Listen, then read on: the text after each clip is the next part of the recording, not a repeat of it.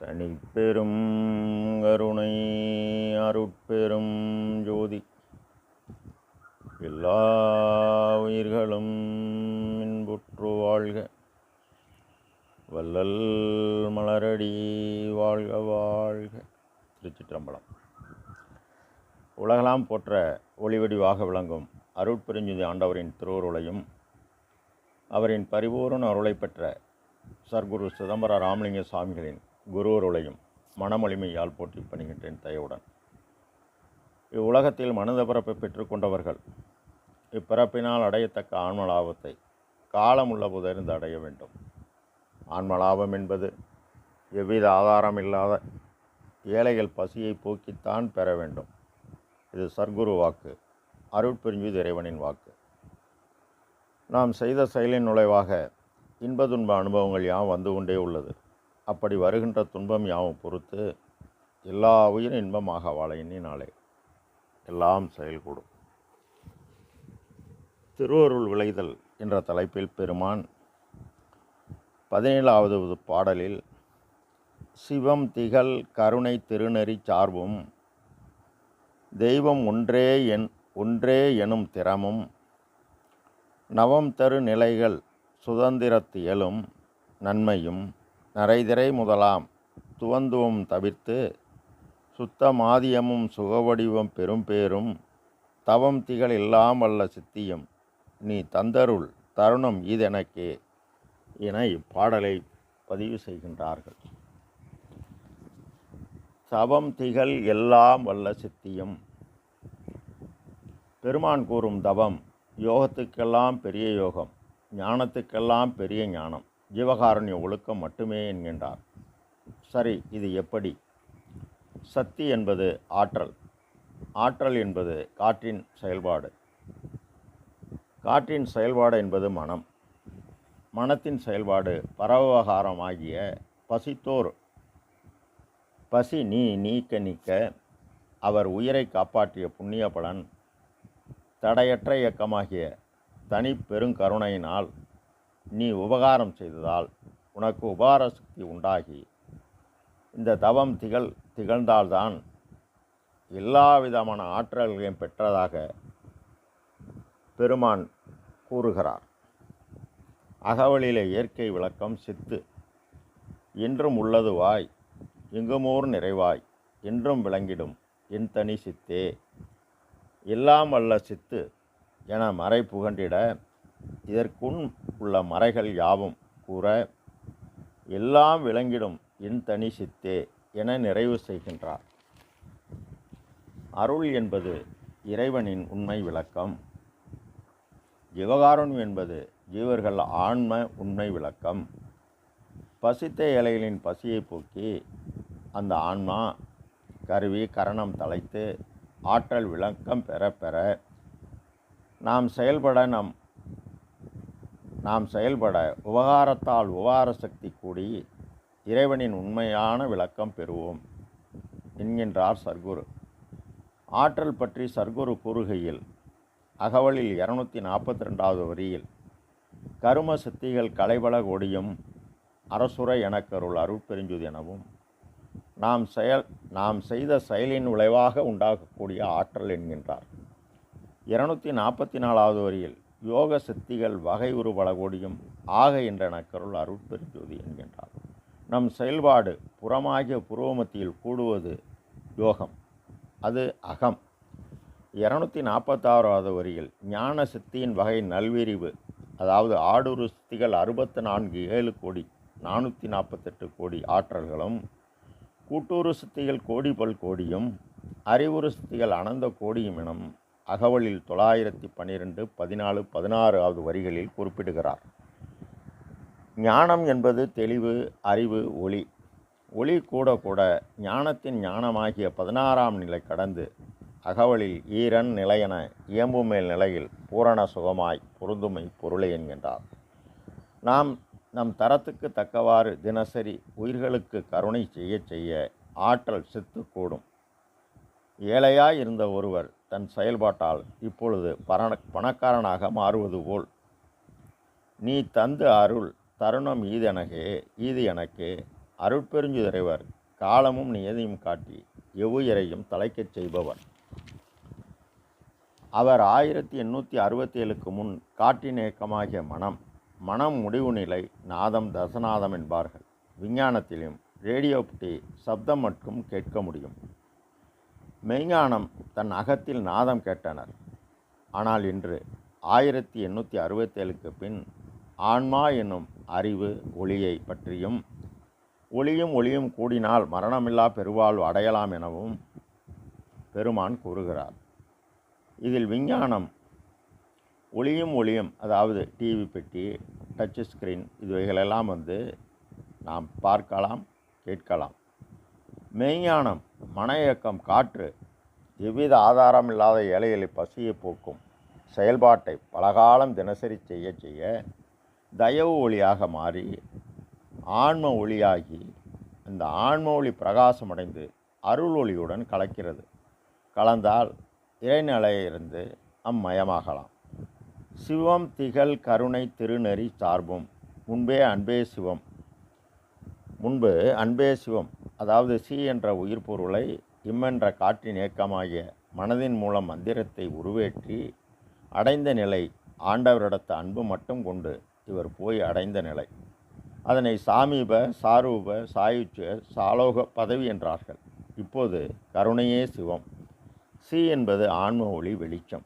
வா என்பது மனதின் செயல்பாடு காற்று. எல்லா உயிர்களிடத்தும் தயவு செயல் புரிய வேண்டும். இந்த தயவு ஆன்ம ஒளி பிரகாசம் அடைந்து இது கூடினா இறைவன் நாம் இருக்க இடம் தேடி அவர் வருவார் என்கின்றார். 3573ஆம் பாடலில் கருணையும் சிவமும் பொருளென கூறும் காட்சி பெறுக, மற்றெல்லாம் அருள் நெறி எனக்கு நீ அறிவித்த வண்ணமே பெற்றிருக்கின்றேன் என்கின்றார். மேலும் அவரே வருவார். சான்று வானிருக்கும் பிரம்மர்களும் நாரணர்களும் பிறரும் மாதவம் பன்னால் புரிந்து மணிமாட நடுவே தேனிருக்கும் மலரணை மேல் பள்ளி கரையினூடே திருவடி சேர்த்தருக என செப்பி அவர்கள் வருந்திடவும் நான் இருக்கும் குடிசையில் வழிந்து நுழைந்தனையே என்கின்றார். ஆக அவரே நம்முடன் கலப்பார். திருநெறி சார்பும். சார்பு என்பது பாலுடன் டீத்தூள் கலந்தால் பிரிக்க முடியாது. இதுதான் சார்பு. இதுபோல திரு காலத்தால் என்றும் நிலைத்த திருக்குறள், திருமந்திரம், திருவாசகம் போன்று நெறி, பாதை, வழி, மார்க்கம். பொருள் சேர்க்க பல வழி உள்ளது. அருளை சேர்க்க ஒரே வழி. அருள் என்பது இறைவனின் தடையற்ற இயக்கம், அனாதியான காற்றின் செயல்பாடு. அது தனி பெரும் கருணையாக எல்லா உயிர்கள் இன்பமாக வாழ செயல்படுகிறது. இதன் செயல்பாடு அருள் சக்தி. அதாவது அருள் என்பது தயவு, சக்தி என்பது பேராற்றல். அது தயவுடைய பேராற்றலாக செயல்படுது. ஜீவகாருண்யம் என்பது ஜீவர்கள் தயவு. இது தானாக வர வேண்டும். இது மேடைகளை வீசுகின்ற மெல்லிய பூங்காற்று. எங்கே கருணை இயற்கையில் உள்ளன அங்கேதான் தினசரி பலகாலம் தடையற்ற இயக்கமாக எவ்வித ஆதாரமில்லாத ஏழைகள் பசியை போக்க சிறிய தயவு இறைவனின் பெரிய தயவால் அருளின் செயல்பாடாக மாறி எல்லா நன்மையும் தோன்றும் என்கின்றார். அதனால்தான் சிவம் திகழ் கருணை திருநெறி சார்பும் என்கின்றார். தெய்வம் ஒன்றே எனும் திறமும். அறிவு என்பது உலகறிவு. பொருள் தேடி வாழ்வார்க்கு இந்த பொய்ப்பொருளை மெய்ப்பொருளாக்க மாற்றக்கூடிய வழியை அறிந்து தினசரி செயல்பட்டால்தான் பரவுபகாரத்தால் விந்து எனும் ஒளிப்பொருள் மேலேறும். இந்த ஒளி கூட தான் தெளிவு பிறக்கும். இந்த தெளிவு மேலும் விருத்தியாக ஞானம் உண்டாகி நான் நீ என்ற பேதம் நீங்கி ஞானியாகி ஞானத்தில் நின்று நிலையாமை உணர்ந்து துறவு அறிந்து பற்றையினை அறுத்து மெய் உணர்ந்து அவா அறுத்து நின்று பார்க்கும்போது எல்லாம் அவன் செயல் என பற்றி உயிர்களுக்கு ஒரு இடையூறை விளக்க நாம் முயற்சிப்பட்டு செயல்படும்போது தான் இறைவன் யார், இருப்பிடம் எது, எப்படி பற்றுவது, எப்படி அடைவது என்ற வினாவுக்கு விடை தேட அறிவு விளங்கிய ஜீவர்களுக்கெல்லாம் ஜீவகாருண்யமே வழிபாடாக்கி தினசரி செயல்படாமல் தெய்வம் ஒன்று என்று அறியும் திறம் செயல்பட்டால் அறிவு விளங்கிய ஜீவர்களுக்கெல்லாம் ஜீவகாருண்யமே வழிபாடாக்கி உள்ளார். நாம் அவ்வாறு செய்து தினசரி செயல்பட்டால் தெய்வம் ஒன்று என்று அறியும் திறம் நமக்கு கிட்டும். நமம் தரும் நிலை. முன்பு 1 4 1 6 4 அரு ஒன்று என 9 கூறினார்கள். இப்போது அண்டம் 4, பிண்டம் 4, அண்டம் இடி மின்னல், பிண்டம் விந்து நாதம் ஆக 9. இதனை அகவலிலே 888வது வரியில் நவம் தவிர் நிலைகளும் நன்னுமோர் நிலையாய் அவந்தவிர் சிற்றவை அருட்பெருஞ்சுதி என்பார். அகாரம் ஒளி, உயிர் ஒளி புரோமத்தில் உபகாரத்தால் அவம் துன்பம் குற்றையாமும் நீக்கும். நவநிலை என்பது 9, மிசையே என்பது கூடனும், நடு புரோமத்தி உருநடு ஒளிக்குள் ஒளியாக, சிவமாகிய சி ஆன்ம ஒளியும், வா உயிர்கருணையாகிய திகழும்போது எஞ்சான் உடல் 2 ஒளியும் ஆக கூடி விளங்கக்கூடிய உண்மை பொருளே என்பார் சர்க்குரு. சுதந்திரத்து இயலும் நம் வீட்டில் நம் டவுசரோடு உட்கார்ந்துருக்கலாம், ஆனால் வெளியே போக முடியாது. நாம் விருப்பம் போல் மனமாகிய காற்று வந்து அசையியல், கலையியல், உயிரியலாக செயல்பட்டு கொண்டுள்ளது. நாம் சுதந்திரம் விடுதலை பெறுவது. நாம் எதிர்வினையால் அனுபவிப்பது துன்பம், நாம் நேர்வினையால் அனுபவிப்பது இன்பம். அதனால் மனம் கலங்குவது. நாம் எதிர்வினையை செய்யும் பொழுதுதான் மனம் வேதனை அடைகிறது. அதிலிருந்து நாம் நல்வினை செய்து அதிலிருந்து விடுபடுவது வீடு. அவ்வளவுதான். அதற்கு ஒரே வழி பற்றற்றான் பற்றினை பற்றுவது தான். நன்மையும் விதித்தன செய்யும்போது 50% கூடும், விளக்கின தானே ஒளியும் 50% கூடும். ஆக 100% நமக்கு கூடி எல்லா நன்மையும் நமக்கு கிட்டும். நரைதிரை முதலாம் துவந்தமும் தவிர்த்து சுத்தமாதிய சுகவடிவம் பெரும் பேரும் என்கின்றார். துவந்துவம் என்பது இரண்டும் சேர்ந்து வருவது. நரைதிரை சர்க்குரு கருணை நன்முயற்சி பழகுதல் வேண்டும். கருணை ஈரம், பசை இருந்தால் ஒட்டும், இல்லைன்னா ஒட்டாது. உன்னிடம் ஈரப்பசை இருந்தால் உடம்பை நிலைக்க வைக்கும் நீர்பொருள். விந்து கட்டுப்படும், இல்லைன்னா வெளியேறிவிடும். இதனை பெரியோர்கள் விந்து விட்டான் முந்து கட்டான் என்பார்கள். பிறக்கும்போது கருப்பு, இறக்கும்போது தூய வெள்ளை. தூய வெள்ளையாக மாறாமல் இருக்க மனத்துக்கண் மாசு நீங்கி ஜீவனில் பேதம் நீங்க உயிர்களை நீ காப்பாற்றினால் உன்னை செய்த உபகார சக்தியாகி காப்பாற்றும். எவ்வாறெனில் ஒரு குழந்தை பிறக்க விந்து பையில் உள்ள விந்து கோஷம் வழியாக வெளியேற தலையில் உள்ள அமுத காற்று நடுநடு வழியாக வந்து விந்துவை கற்பப்பை ஆகிய இருட்டறையில் ஒளியை செலுத்தும். ஒளி காரணம், சப்தமாகிய காற்று காரியம், இரண்டும் சேர்ந்து காரண காரியமாகி குழந்தை பிறக்கிறது. தலையில் உள்ள அமுத காற்று குறைய சிற்றின்பத்தால் மனம் தூய்மையடைவதற்கு பதிலாக தலைமுடி தூய்மையாகி இறுதி பயணத்தை எச்சரிக்க செய்கிறது.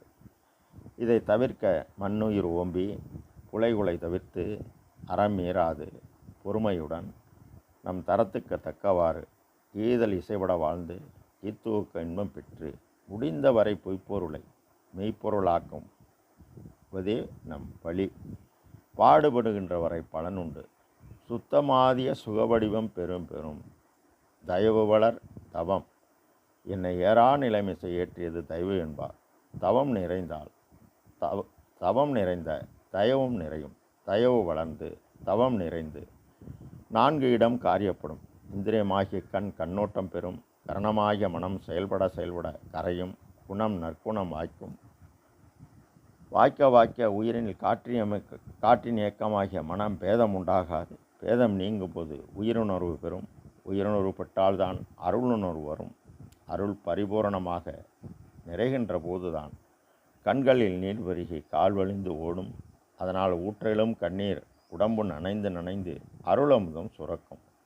அருளமுதம் சுரந்து மடலலாம் மூளை மலர்ந்திட அமுதம் உடலலாம் ஓட்டி நிரம்பும் போது உணவு சாப்பிடுவது நின்றால் சுத்த தேகம், திரவ ஆகாரம் நின்றால் பிரணவ தேகம். இந்த 2 தேகமும் கர்மசக்தி யோகசக்தி பலனை வழங்கும். ஆனால் ஞான தேகம் என்பது அருட்பெருஞ்சுதி ஆண்டவர் வந்து நம்முடன் இணைவது, புருவமத்தியை திறப்பது. சர்க்குரு கூடியது போல் நமக்கு எல்லாம் செயல்கூடும் என செயல்பட வேண்டியது நம் வேலை. ஆனால் சர்க்குரு மூவடிவும் பெற்றார் என சான்று நிறைய உள்ளது.